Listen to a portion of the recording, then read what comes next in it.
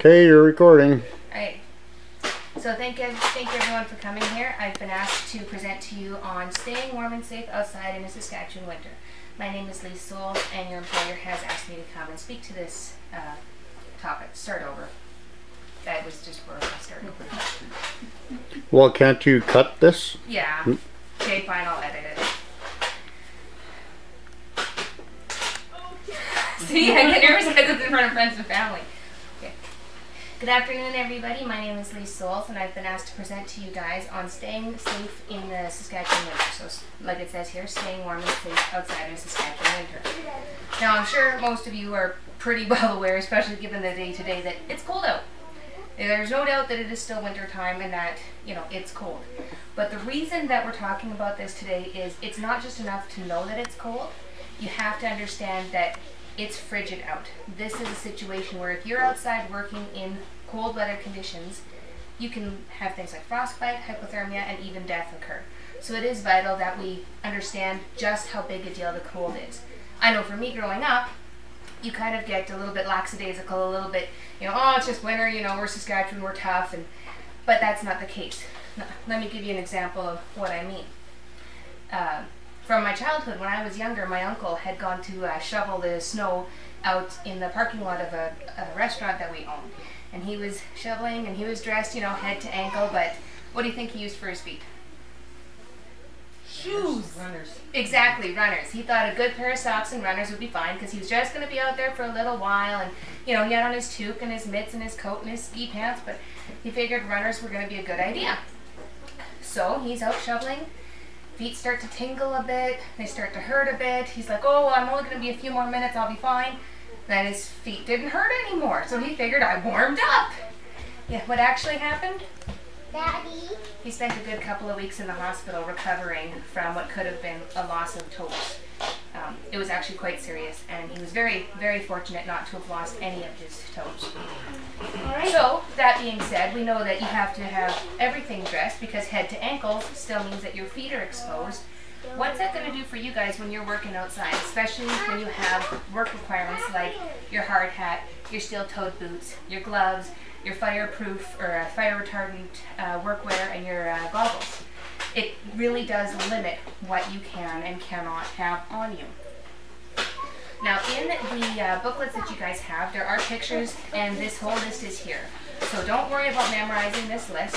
What I just want to touch on is, for example, with your socks here, where it says liner socks and wool socks, you want to make sure that your socks are going to still fit comfortably in your work boots, okay? It might even be a good idea for the winter time to make sure that your work boots are one size larger, or if nothing else, when you go to purchase your work boots, wear the socks that you're going to be wearing in the winter time. One of the main things too is that liner socks can be cotton, so that you don't have the feeling of the wool socks with you. But the reason wool socks and synthetic socks are so important is that they will draw moisture away from you. Even if you're dressed, even if you've taken a look and you've got your liner, your balaclava, your hat, your glasses, your long underwear, if you have all of this and you're wet from sweat or wet from moisture from outside, it won't matter how good your clothing is, you will be cold. So that's why cotton is not a good idea. When you guys are going out to purchase your clothing to be working outdoors, be picky. Choose synthetic materials. Choose high quality materials. Cotton is not a good choice. I love my jeans, but jeans are not a good choice for working outdoors because they do not hold in the heat, and they will absorb moisture and hold it close to your body, whereas wool will actually draw it away from you as a wick, okay? One other thing to touch on here, and anybody who's been outside shoveling, when you're wearing gloves versus mitts, mitts will always do better for you, especially if they're a good lined mitt. The reason is your fingers can give each other heat. When they're separated with gloves, you've got each finger trying to keep itself warm. So I know that that's not a reality for you with some of the work that you'll be doing outside where you have to use gloves. My suggestion would be keep a pair of mitts with you. When you have to go outdoors for something that requires the gloves, use the gloves. Get back into your warm-up shelter, and then go back out for your mitts whenever possible, because the gloves are going to be harder on your hands than it will be for mittens. Okay? Is there any questions on the gear? And in your pamphlets, I should mention too that there's pictures there, and at the very back in the reference page all of those links that are there will show you where to find some of these things. Another thing, before I get to any questions, is use the experts at the workwear stores. I mean, we're located here in Weyburn. If you go and talk to the people at Ron's Workwear House, they know their stuff. They will tell you what will keep you warm. They will help to make sure it's fitted for you. Make sure that you guys get stuff that fits you, because if it's too restrictive on your body, you're not going to get the blood flow. The blood flow is what gives you the heat. You're going to get cold. Any questions on this? No. All right. So now that we know about how to get dressed for the weather, we're going to talk about the cold condition guidelines. You guys have in front of you a copy of this. It's the 2-page one. Okay. We're not going to go over it because this is actually yours to keep, but I'm going to show you how to use it real quick. When you know what your temperature is, let's say, for example, today I do believe it was minus 35, and we had a wind of about 24 kilometers an hour. All I do is I go across and it says non-emergency work should stop. Okay? That's how easy it is to do this check. Also in there it'll tell you how long you can work before needing a break. It'll show you different things to take a look for in case you don't have an accurate idea of what the wind is. There's a spot there that tells you about a flag waving, you know, so that you can guess that a light wave is probably at that 8 kilometer and going up. The biggest thing for all of you to know is that this is from the government of Saskatchewan. This is the minimum. If your company has a better policy on when work will stop, go with the policy. And this is also for people, the average worker. This does not count for people that have pre-existing health conditions, maybe aren't physically fit or very active, have heart trouble, or on medications. So if you know that you have those, that means that you're that much more likely to be affected by the cold temperatures and by the wind. So use this as your guideline, and when in doubt, err on the side of caution. Okay? Yes, Jody? What is a non-emergency work? Non-emergency work. Okay, non-emergency work there is stuff that can wait till tomorrow. I know you work, for example, with the healthcare field. Someone comes in with a heart attack problem. That can't wait till tomorrow. That's an emergency work. It has to get done. However, maybe changing a minor bandage that should be changed within 4 to 6 days. If this is day 4 and you're outside in the middle of the frigid cold, then you'd want to wait till tomorrow when it's warmer, or where you can be inside. So that's just as an example for wherever you work. What if there's a timeline though? What if you're working in construction and there's a timeline to get that building constructed? Is that considered a non-emergency? Part of that comes with this great word, should. Non-emergency work should stop.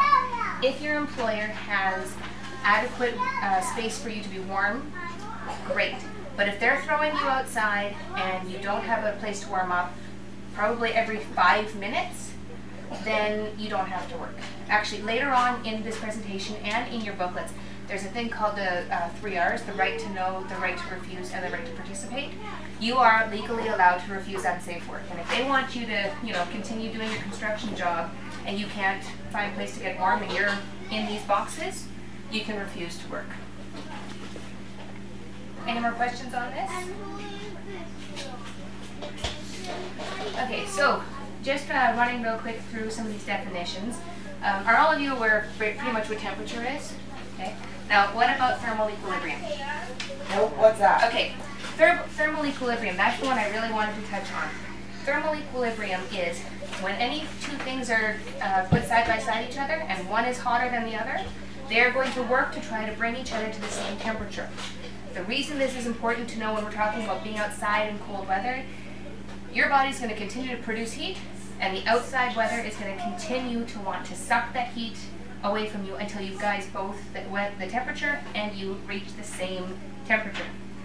So, you're going to keep producing heat, the outside's going to continue to try to steal it, which is why you can't be ignorant to the fact that you have to have your mitts on. You have to have your teeth on. Because, especially when we get to this next one, which is wind chill, you guys kind of familiar with wind chill, I'm assuming? Yes? Okay. The greater the wind, the more cold air particles that are going to be thrown against your body, which means that many more attempts at reaching thermal equilibrium. Okay? So thermal equilibrium is what kind of gets you when it comes to the cold, because it's just a natural law of physics that they're going to try to bring each other to the same temperature, that transfer of heat energy. Okay, so we're running a little behind, but that's okay because I would rather have you guys understand all this stuff than not go through it properly. Hypothermia. Hypothermia is not just feeling cold. Hypothermia is when your body can no longer bring it up to its proper temperature. Okay, for this it is below 35 degrees Celsius in our body, or 95 degrees Fahrenheit for those of you who are more comfortable with Fahrenheit. So when your body is losing more heat than it can keep to make sure that your internal organs are going properly, you are in a hypothermic state, you are in severe danger. Okay?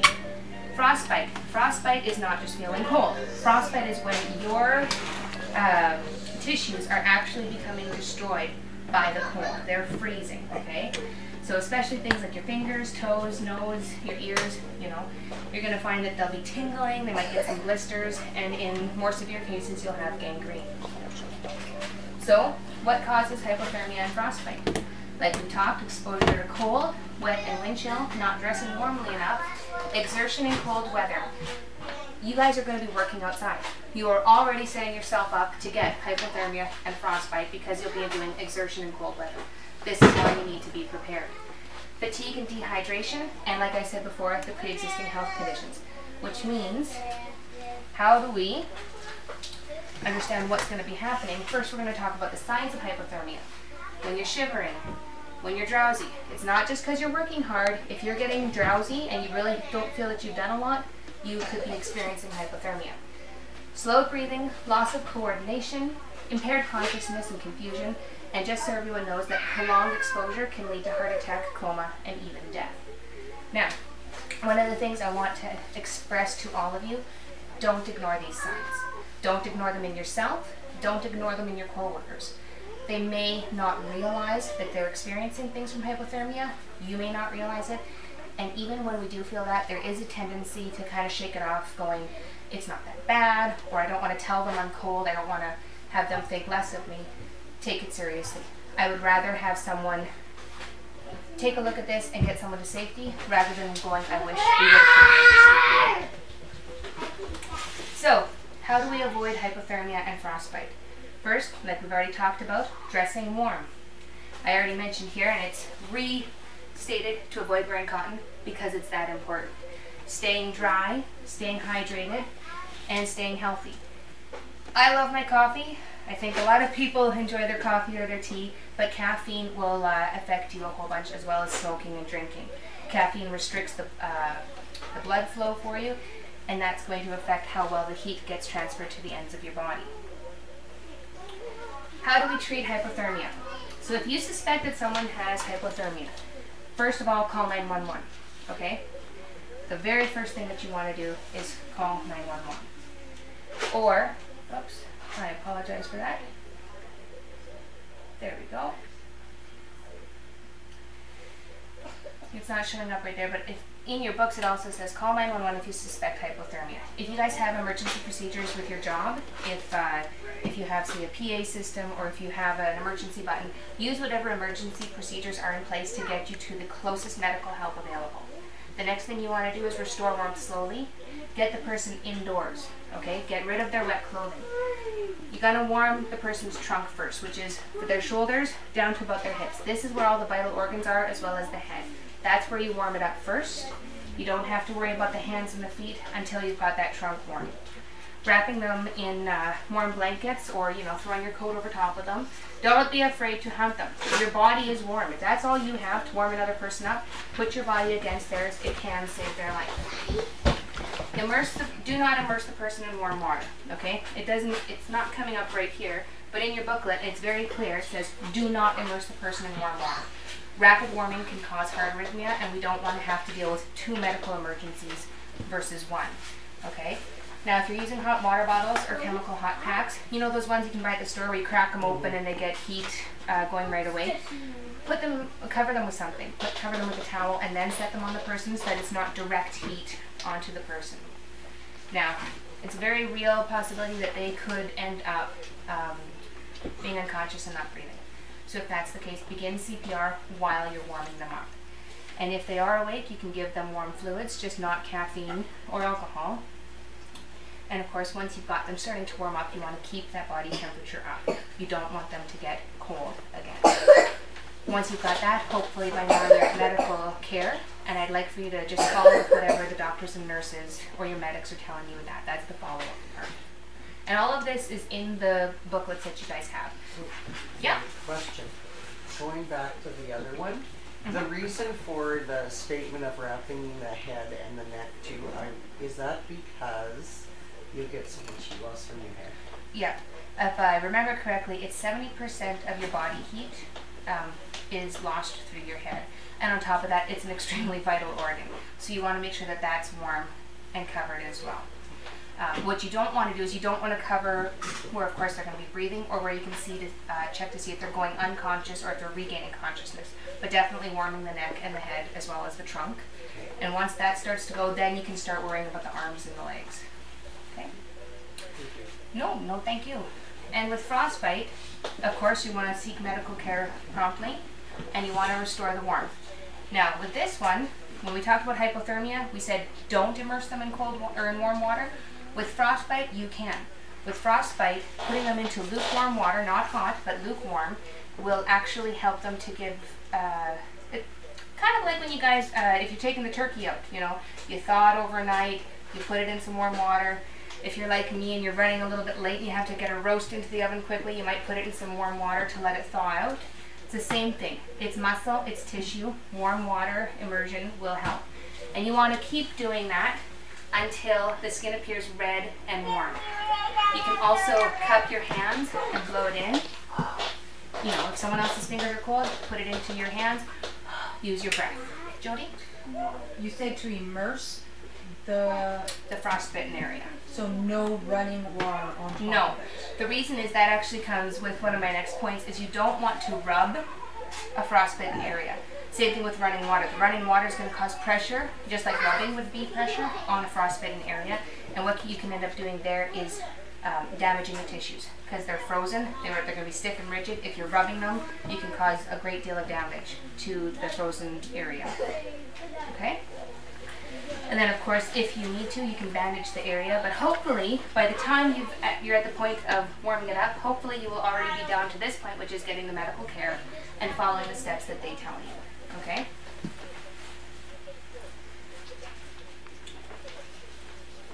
So, before I talk about this part, are there any questions? So, before I talk about how to get me back here in case you liked what you had to see, I just want to recover things. Make sure that you take time to get the proper clothing. Make sure that you understand the cold weather is going to keep trying to take away your body heat. Hypothermia and frostbite are real. Make sure that you understand caffeine, nicotine, and alcohol are not a good idea when you're going to be working outside. Use your cold charts there for how long you should work. Make sure that you guys are staying warm. And make sure that the people around you are staying warm and safe too. The worst thing that can happen is that at the end of the day when someone's got frostbite, hypothermia, or has, you know, had something worse happen, is for you to say, I wish I would have told him to go warm up. Are there any questions? Jerry? You said that keeping your fingers and toes together would help with heat. Yes. Mm-hmm. Why am I putting gauze between my toes and fingers if they're frostbitten? Oh, okay. After, and you're looking in the booklet there? Okay. The reason for that is, once they're already frozen, sometimes what you might have happen, especially in a gangrene situation, is they can ooze. And that oozing can cause sticking. And if you have one extremity doing a little bit better than the other, you don't want them to be sticking and causing more problems and the separation of them. So once you've got them separated and immersed into the water, it's actually going to increase the surface area that the warm water will touch, and it's going to prevent, if one finger is not doing as good as another one, it's going to prevent that from kind of transferring over.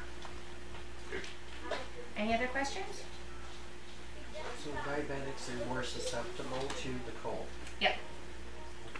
Yeah, people with low blood pressure, especially if you're not used to the cold. None of you are immigrating here from a warmer country, but especially people that are from warmer countries or have a predisposition like diabetes, their body has not become what's called acclimatized. And that's getting your body used to being prepared for the cold. If your body is not acclimatized properly or has a pre-existing condition, you will be greater affected by the weather. Thank you. Oh, you're very welcome. Also in the pamphlet, and I didn't touch on it, except for at the very beginning. Can I borrow this? Yes. Thank you. At the far back here, there's a part about your responsibilities and your rights, along with the summary. Please take the time to read that over once we're done. And these are yours to keep. And if you do want me to come back, here's how. Just give me a call or email me, and I would be very happy to come and present to you again. Thank you very much.